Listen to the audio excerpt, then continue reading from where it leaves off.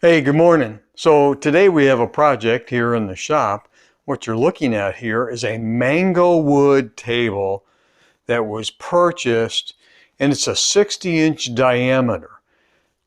However, it will not fit in the space that my customer purchased it for, so we need to cut it down to 54 inches. Now what you're looking at here, you see the crossing in here, the pattern, that's actually where the base is going to sit, and where this square piece is, the actual base sits on that, and there's a framework that goes inside this unpainted area. Not a real big deal to cut this down. Use a router with a good router bit and a template, a circle template that will allow me to do it. And they already have the center marked for me, which is really nice. However, one of the issues I have is there's a hole in the center because the stand has a big, huge nut right in the middle. It has to go in this hole. So what I'm having to do is fill this hole. So I'm going to fill this with this piece of red oak. I'll put my screw in there to hold my template and my guide that goes around it, and then I'll have to drill this hole out when I'm done. So let's see how it goes. We'll try and film the process as we go, and let's see if we can get this table down to 54 inches where the customer wants it to be. So hold right on, let's see what happens.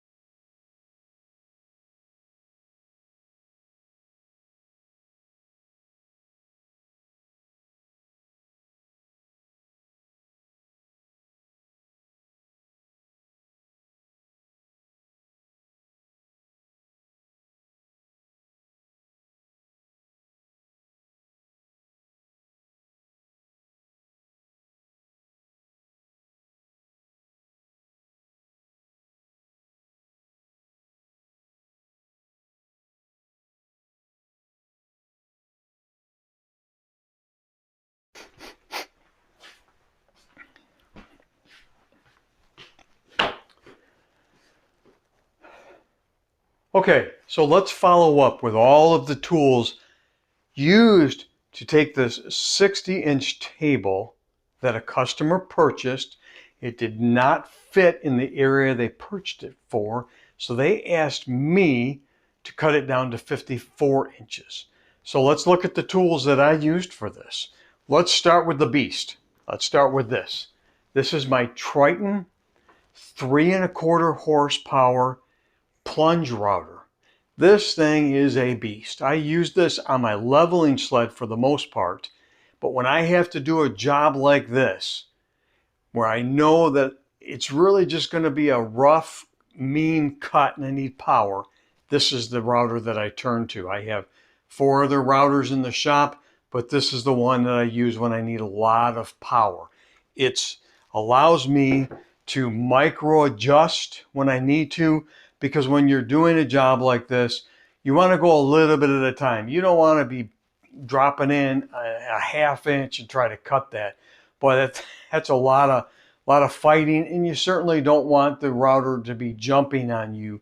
This allows me to slowly lower my router bit to make the precise cut that I need. So what did I use to do that? I used this Whiteside router bit. Now, I'll try and get a little bit closer for you. This router bit is a ½ inch shank, a ½ inch cutter head, and if I can read it, it is a Whiteside RU5200, and I will link this down below. I purchased my Whiteside router bits from Amazon. I will link this down below so that you can purchase it there as well. This router bit I've only used twice, because I've cut 2 round tables. One that was a black walnut I built 3 years ago, and I had to have something to cut it down to the 60-inch, which is what I did. And then when I had to do this one, I turned to this router bit. I don't use it a lot, but when I need it, it's ready for me to use. Again, it's a Whiteside router bit. So let's talk how I did that. So this is a radius template that I created. I know you can't see the whole thing. This is 1/4 inch luan. I needed to cut a 60-inch table 3 years ago, as I said, so I made one, because as with this project, I couldn't find anything a radius tool that I could buy online or anywhere that would go to 60 inches. Now, obviously that means at that point I needed to cut a, 30-inch. Look, I'm lousy at geometry. All I know is I needed something that would cut a 60-inch table at the time, so I made this. When I had to cut this down to 54 inches, I was going to purchase one, but I could only find one that would go to 52. Obviously, I needed to go to 54. So I used the same jig, I just readjusted it, and it worked great. If anyone out there knows of a radius template that will go longer than 52 inches, I'd be more than happy to look at it. Or if somebody wants to explain to me that a 52-inch one would be fine for this table, I'm open for that as well. But I made this. Probably going to have to make a new one. I've beaten this one up pretty good, so I'll probably make a new one if I can't buy another one. Works great. Mounted to my Triton without any issues whatsoever. Now, let's talk about safety protection. I don't have them on the table, but I have them in my pocket. These are my ISO-Tunes Free 2.0 that I purchased. I love these for hearing protection. I put these in. I'm ready to go all day long in the shop. They're very, very comfortable, and they work very, very well. So I use ISO-Tunes Free 2.0 to protect my ears. And the reason I like them is because when I'm doing something this big, where I'm throwing wood chips everywhere, because obviously I'm not hooking my dust collection system up to this. I'm just letting it throw chips wherever it goes, and I'll clean up later. I use this Parsil PD100 full face mask and respirator to protect my eyes, my face, and my lungs. This thing works great. I've been using this now. I bet you I've had this for 3 years now, and I love this mask. It works fabulously. The filters are easy to change. They're relatively inexpensive. They come in, they come out. There's a little white filter that goes in the front that I don't have in right now. I do need to put it back in, but you saw me using this during the video, and this works great. I love this mask. So between the 4 items, I was able to get this done without any issues. And again, I took my time. When I'm working on a project like this, I take my time to figure it out, figure the process, and then go slow. I just take my time with the micro adjustment on the router bit. I'm able to go a little bit at a time and just take my time. It took me about 40 minutes to cut this table all the way down. So, and I had it, if you saw in the video, I had it on a 4x8 sheet of press board. And then as I got closer to the bottom where I knew I was about to jump through, I lifted the table up, and then I also supported the edges because there was about 3-inch edge all the way around. So when the router bit dropped through the table, it did not drop that side. Because once I got around that edge, as I got more and more around the edge, the more that piece that was being routered off would want to drop, which means it would have thrown everything off on this side or whichever side I was working on. So I made sure that was supported so that when I started going around the radius and I cut through, everything stayed level. I didn't worry about my router tipping. I didn't worry about the piece jumping off. Everything was stable. So it was really important to make sure I had everything supported when I got towards the end of this. And truly we'll see that in the video, I believe. So once I was done with that, if you notice now, it's actually not black any longer. It's because once I routered the whole thing and cut it down, I needed to do 2 things. I needed to round over the bottom so that it mimicked the original look of the original table. And I needed to sand it off because I've already taken the finish off the sides. I need the top to look identical. So a couple things here. Let's talk about that. So the table is not from a manufacturer that I could contact. It's actually from overseas. So I took a piece of it and went to 3 different places. And I'll tell you where I went. I went to Rockler Woodworking, I went to Woodcraft, and I went to Hoover Paint. And I had the piece, the sample, and I handed that sample I asked for the finishing experts at each one of the stores. I handed them the sample and I said, okay, tell me what kind of finish is on this. Every one of them, all 3 said, that's paint. They said, we don't know what kind of paint, but we can tell you that it's paint. And that was the assumption that I made, because if you look at it, there's no absorption into the wood. It's sitting right on top. Now, I wanted to use some like Rubio. I really wanted to use that on here. But because Rubio is clear, and I know there's a pre-stain that you can put on it, but I'm not familiar enough with it to do that with a customer's project. So I decided not to go that route. So I'm probably going to, after talking to 3 of them, and all 3 of them said, here is how I would finish it. I'm going to finish it with a paint, an enamel paint, believe it or not, and then we're going to seal it. And the choice that I've made right now is a bare enamel paint. And what they have told me is to thin it down until we're happy with it, and we've color matched it. We're going to thin it down, and then we're going to put it on in light coats. I'll let you know how that process goes as well, but that's what I'm going to do. We'll see how it comes out. But I had to sand it. I had to get all this off. So let's talk about the safety first. I didn't want to wear my big mask for a lot of reasons. When I'm sanding, I don't need that big, huge mask. So I'm wearing a Parcel half face mask, I guess is what they would call it. Same type of filter. This is a Parcel ST1090. I will link this in the bottom as well so you can see this. Now, both of the Parcel safety masks have a discount code that I will enter in there, so you will get a discount with that. And then I get a little bit back from that as well to help me provide for the small business that I operate. So I sanded it, and I used a rigid 3.5-inch belt sander to take all the paint off because it was pretty tough. And then I used my Festool orbital sander to finish it up and get it down to, it's at 80 grit right now. I'll go to 120 and then be done with it. I don't have those out here, but everybody can see what they look like. But in order to get this round over, I had to turn to my 2.75-inch round over bit. I bought this for another job I did about 2 years ago.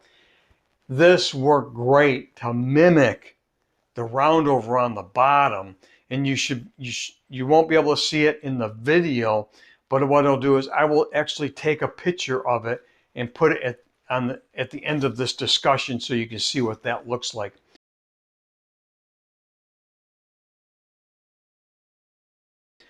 This worked great. Again, 3.25 horse Triton router allowed me to slowly do the job and get this down, and this router bit worked great. Again, this is a Whiteside. I will link this down below as well to Amazon. So that's what I did. It's everything that we did. It was quite a project.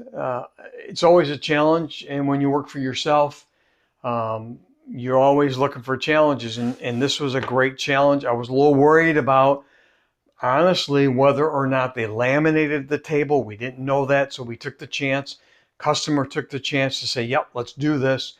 And another reason I think that they painted it, and I'll try and show that in some of the pictures, you can see where they pieced it. Now the top is not pieced. Well, it's pieced with long boards like you would do for any table, but the bottom is hollow, and I'll try and get a picture of that.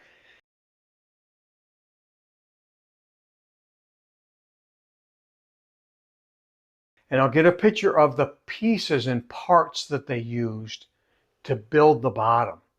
This whole thing, the top is 1 inch thick, and then the bottom is 1.5 inches of laminated parts and pieces. And I think that's another reason why they painted it. They needed something solid so that you wouldn't see that.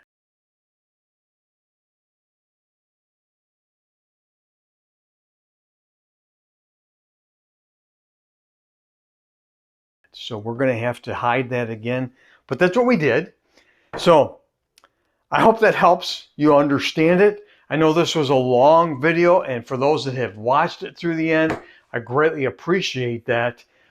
Feel free to subscribe to this channel. I would love you to do that. We also have an Instagram channel, BainCustomWoodworking.com. We have some products up there that you can sell, or I'm sorry, that you can purchase. And feel free to go over there. We have a blog that I put up periodically. Actually, I'll probably try to put a blog post up about this and what we did as well. But in the meantime, for all those, if you have any questions, please let me know. But for all those that are woodworkers or are makers out there, keep making sawdust. Thank you for listening, and God bless.